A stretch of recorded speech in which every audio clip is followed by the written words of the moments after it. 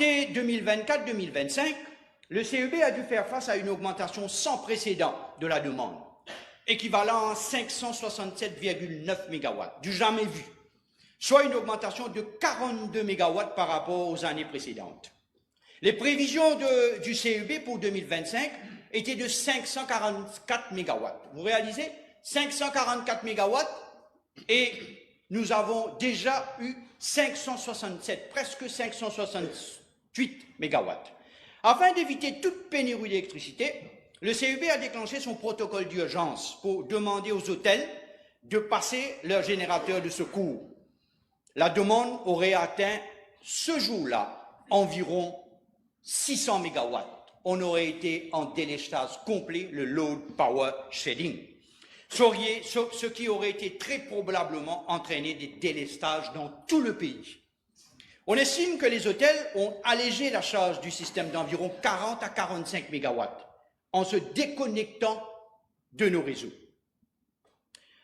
Entre le 22 et le 25 avril 2025, le CEB a connu un revers majeur.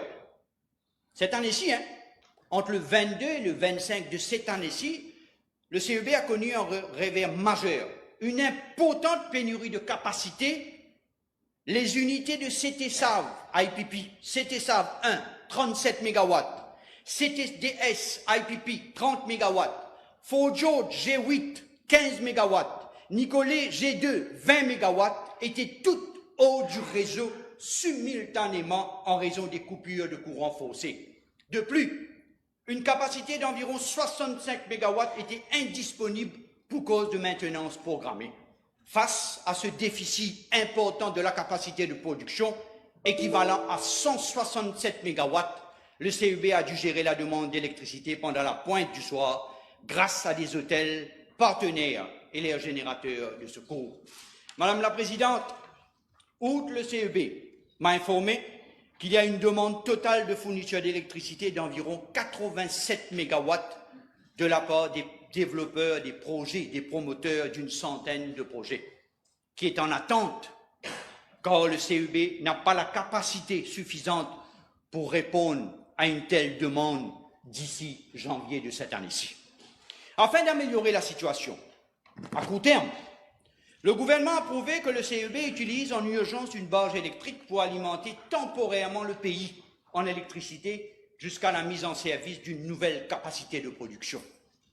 Compte tenu de la demande croissante en électricité, qui pourrait atteindre plus de 600 MW au cours de l'été prochain, donc en septembre-octobre de cette année-ci, la capacité de la barge électrique devrait être comprise entre 90 et 110 MW. Elle fonctionnera dans la zone portuaire.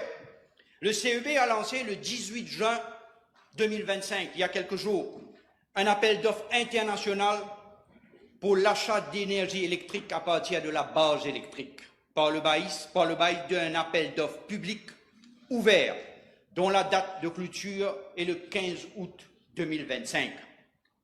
Mon ministère a contacté le ministère des Affaires étrangères, de l'intégration régionale et du commerce international pour transmettre le communiqué de presse à nos missions diplomatiques à travers le monde, afin d'en assurer une diffusion maximale. Mon ministère